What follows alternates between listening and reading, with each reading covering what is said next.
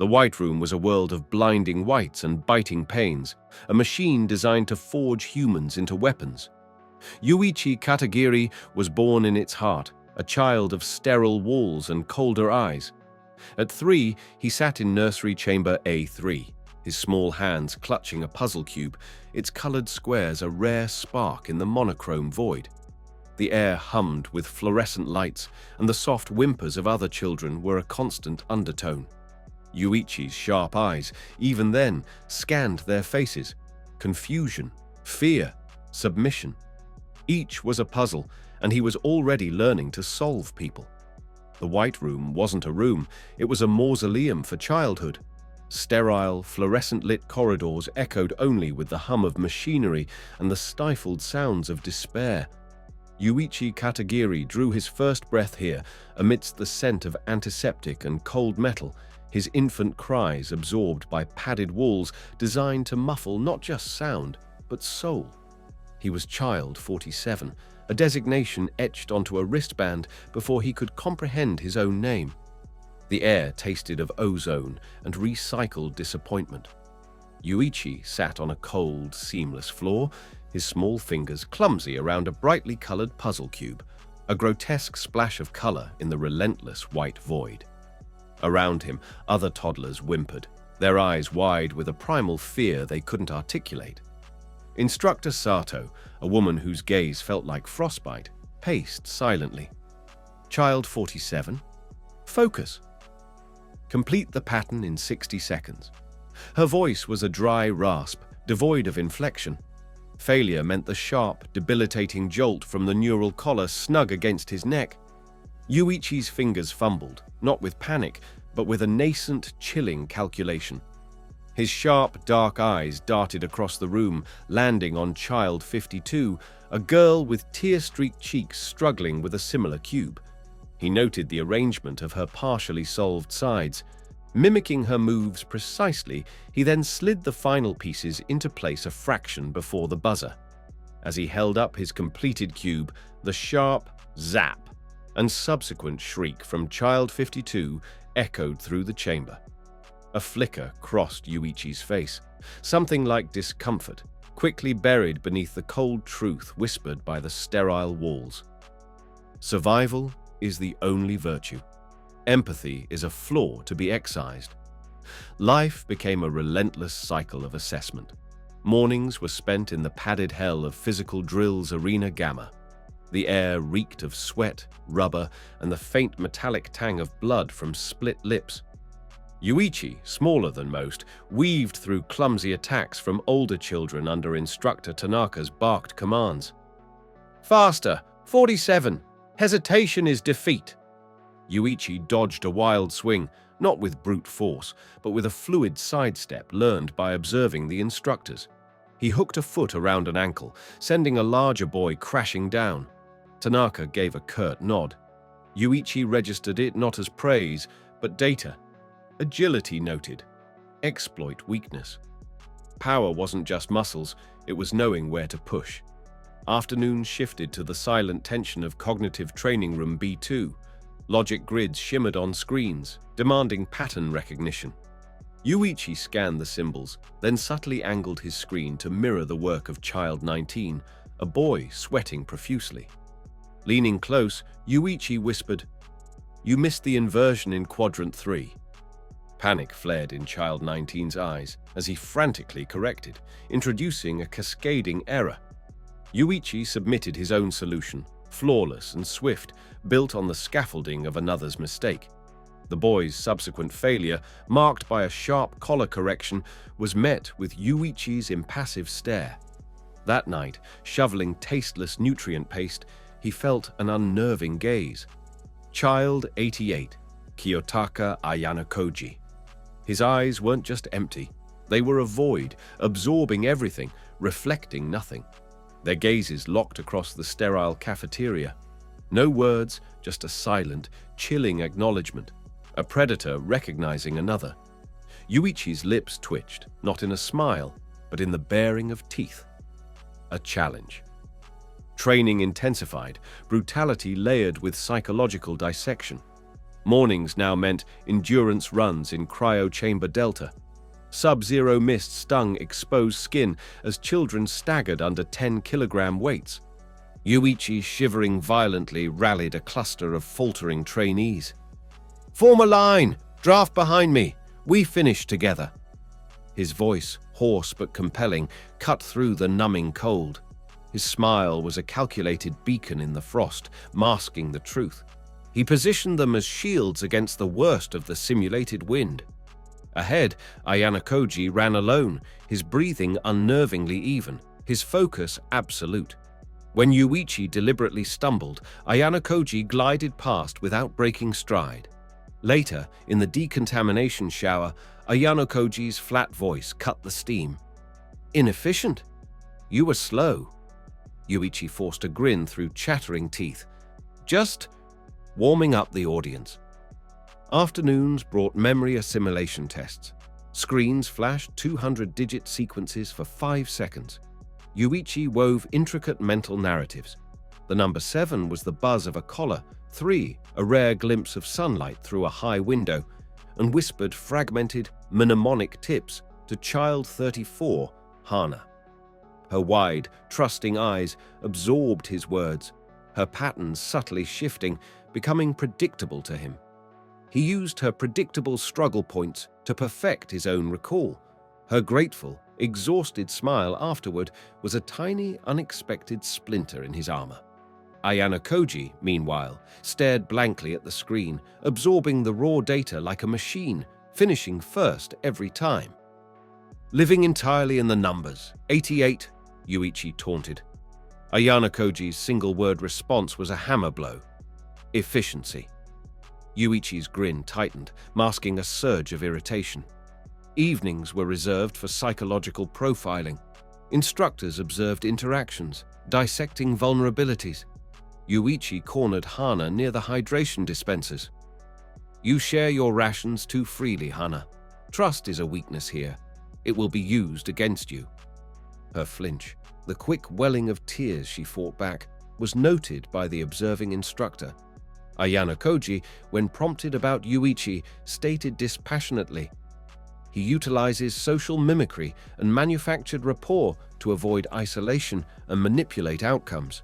Charm is his shield." Yuichi laughed, a sharp, brittle sound.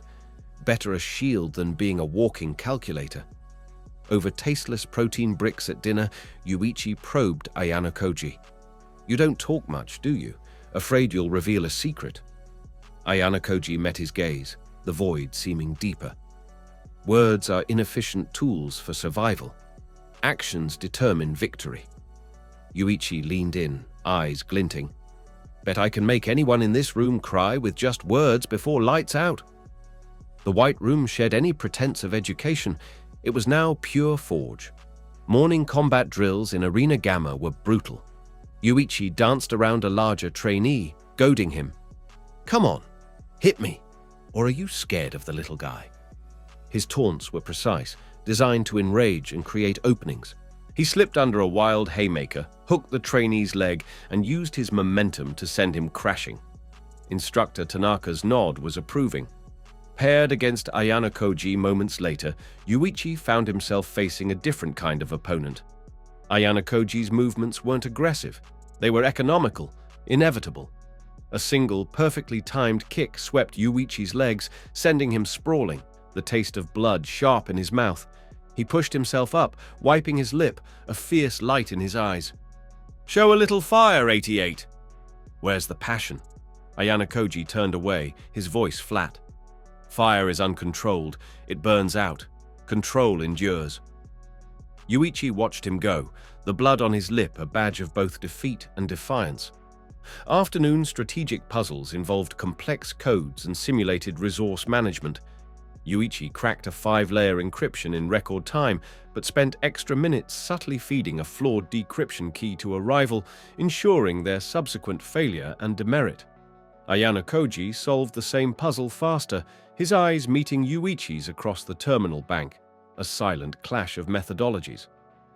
"Performance metrics indicate a decline in your primary task focus, 47, Ayanokoji stated. Yuichi smirked. Just playing the bigger game, 88. Some wins aren't on the scoreboard.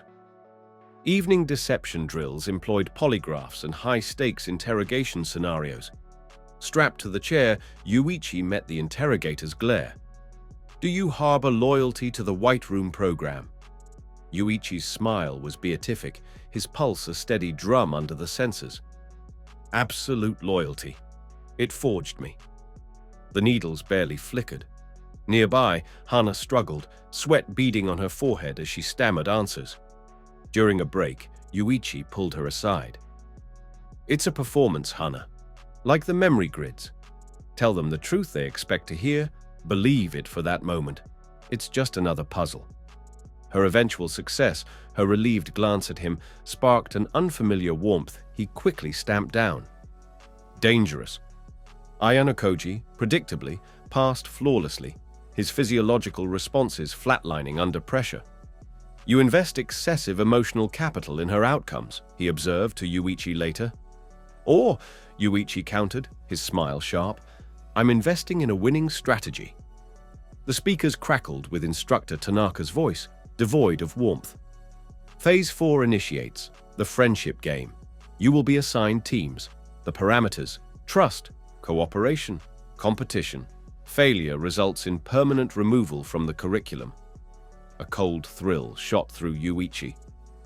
Trust, the ultimate weapon in his arsenal and the ultimate trap for others. He found himself paired with Ayanokoji and Hana. Hana's eyes lit up with fragile hope. "We can do this, Yuichi." Together. Yuichi draped an arm around her shoulders, his smile radiating reassuring confidence. "Exactly, Hana.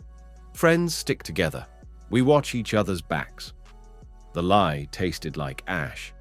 Ayanokoji watched him, his expression unreadable, but Yuichi felt the scrutiny like a laser. He knows the game. Teams manage shifting resource grids on large screens, needing perfect synchronization. Yuichi subtly fed Hana slightly more complex tasks, praising her effusively when she succeeded. "See, knew you had it?" while quietly maneuvering Ayanokoji into taking the blame for minor, inevitable system glitches. "Must be a lag on your input, 88.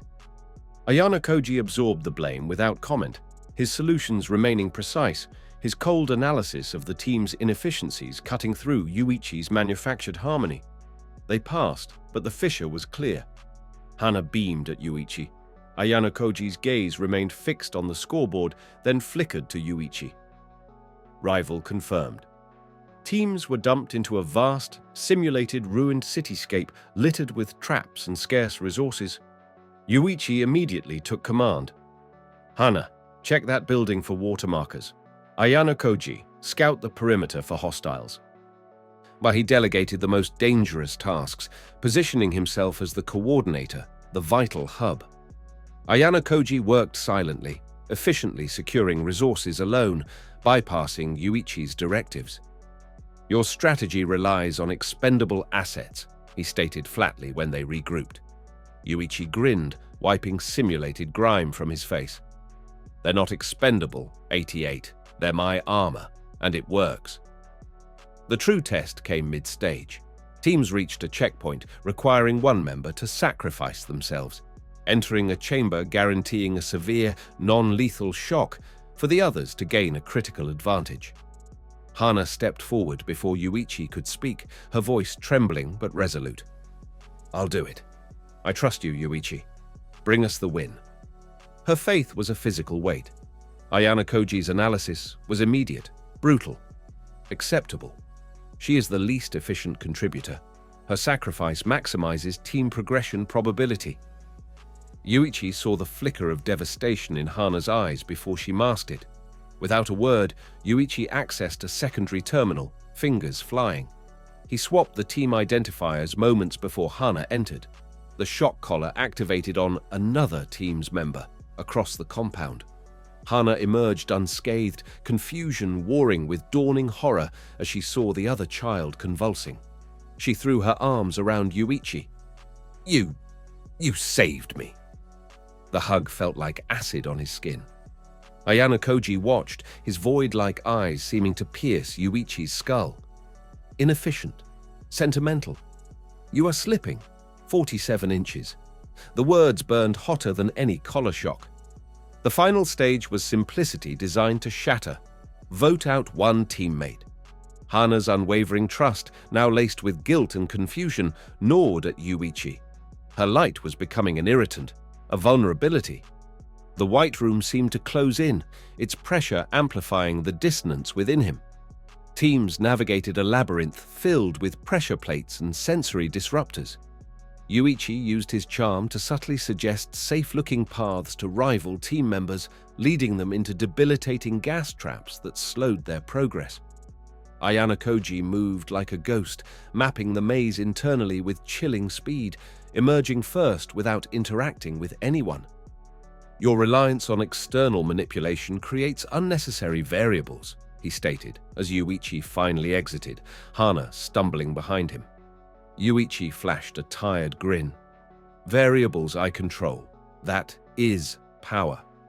VR scenarios force choices, betray a virtual teammate for personal gain, or endure escalating torture. Yuuichi found himself facing a digital Hana, pleading for help. He chose the torture path, gritting his teeth against the simulated pain, her digital tears haunting him long after the headset came off. Ayanokoji, in an adjacent pod, coolly sacrificed his virtual partner at the first advantageous moment. You seem to derive secondary satisfaction from the martyrdom, Yuuichi accused, rubbing his temples. Ayanokoji adjusted his collar. I derived satisfaction from optimal path selection.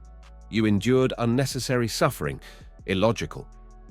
Teams were presented with an unsolvable logic puzzle where success required coercing another team into sacrificing a member. Yuuichi worked his charm, weaving lies and implied threats, manipulating a weaker-willed team leader into condemning one of their own. Hana watched, her face pale. Did you have to make it so personal? To enjoy it? The quiet accusation landed like a blow. Ayanokoji simply presented cold, irrefutable logic to his target team, achieving the same result without emotional inflection. Hana turned away from Yuuichi. Later, Yuuichi discovered a security flaw, a momentarily unguarded terminal. Yes, driven by a fury he couldn't name, perhaps directed at Ayanokoji's perfection, Hana's disillusionment, or the room itself, he hacked it. He didn't just disable a camera, he fabricated evidence implicating a rival team leader in sabotage, ensuring their elimination. Ayanokoji observed the entire act from the shadows. Why? He asked, the single word loaded. You compromised security protocols for minimal strategic gain against a minor threat. Was it because of Hana? Because she saw you falter? Yuuichi met his gaze, the mask of charm gone, replaced by cold defiance. She's useful, and he was in the way. The lie sounded hollow even to him. Hana's faith, once his tool, was now a crack in his foundation, threatening to unravel him from within. The final months were a crucible of fire and ice, Hana's persistent light and Ayanokoji's chilling shadow pressing Yuuichi relentlessly. Electrodes delivered calibrated jolts while questions hammered loyalty. Yuuichi gritted his teeth, weaving tales of devotion, his voice cracking convincingly. I owe everything to the White Room. It made me strong. Nearby, Hana faltered under pressure. Yuuichi caught her eye during a break, mouthing, "Lie. It's just a game." Her eventual success, the small, hesitant smile she gave him, sent an unwelcome wave of warmth through him. Ayanokoji endured in silence, his physiological monitors showing barely a ripple. You construct elaborate facades, Yuuichi spat, sweat stinging his eyes. You are a mask, Ayanokoji replied, one that serves its purpose flawlessly.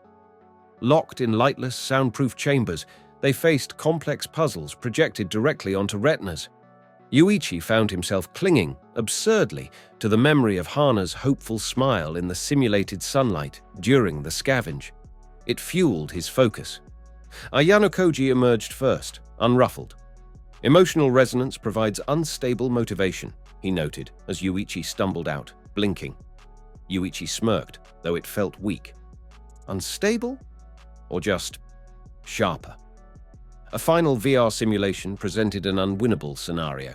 Save Hana, trapped in a collapsing structure, or secure the objective, vital data for the White Room. Saving her meant mission failure and severe punishment. Securing the data meant her virtual death. Yuichi stared at the pixelated image of Hana screaming his name. His hand hovered over the controls. He saw Ayanokoji, already moving with decisive purpose towards the data terminal. With a snarl tearing from his throat, Yuichi slammed his fist onto the command to divert power to the collapsing structure. The screen flashed "Mission Failure." "Interesting," Ayanokoji stated, removing his headset. "You prioritized an emotional connection over strategic necessity. That is not like you."